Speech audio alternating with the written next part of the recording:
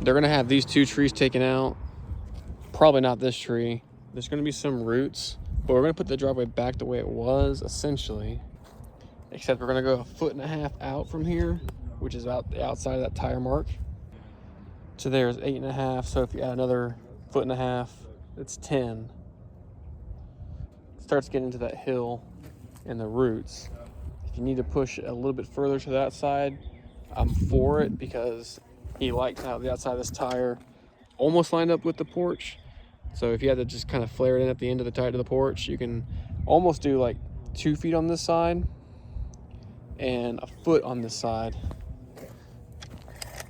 in terms of the overall blueprint. Now I still want 1.5 feet between this and that, and I'm going to do a sketch because we're going to do a line item to redo the apron as a stamped, and then this strip as a stamp, and the rest as concrete, to give them that same distinguishing look.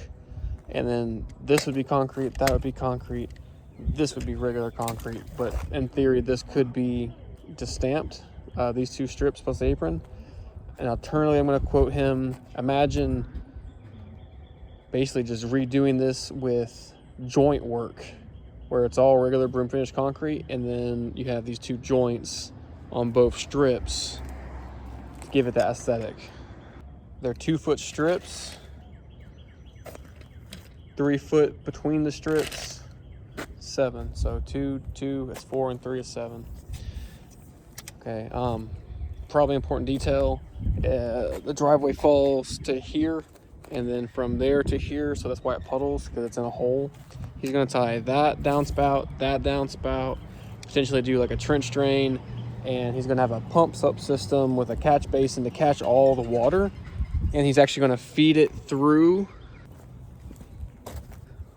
and have a pop up here where the pump will actually positive pressure force it up and then spill over here, because this, we want to give this apron fall to the road like we have.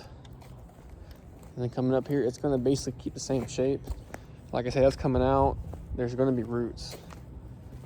And because there's a basketball pad here, we want this flat as we are able. But we're talking about letting, coming in and doing all the demo and maybe some prep, and letting somebody come in who actually does drainage systems, do all the drainage work, and then we'll probably install the trench drain with concrete and do the pours. And he didn't say exactly how he wanted to tie this in, but let's just do all concrete. I don't see why we wouldn't, except maybe the siding, but you can finagle it as you need to, because this is actually a little lower than that. And this is what I was saying before, is that it needs to kind of just connect, because it's not perfectly straight to there. It's fine. So for measurement purposes, I'm going to do the full size of everything, and then the strips and apron separate, so that way we can back that out, and then also use that metric to know what the stamp stuff would be. So we got 19.4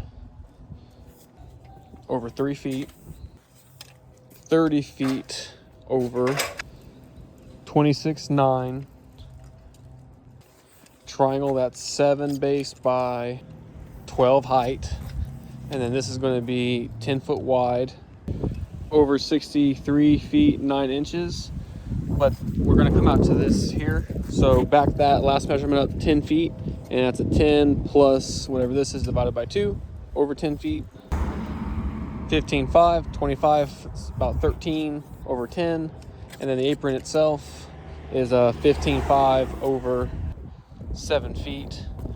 And I'm wondering if we need to take this piece out too, so that way he can have the outside. Yeah, let's just do that. It's a 3.4 over 5 feet, because they're going to want to be able to put that pipe not under the driveway, so it's accessible. Wouldn't make sense for it to snake in and snake back out to basically pop up here. And this is over Charlotte.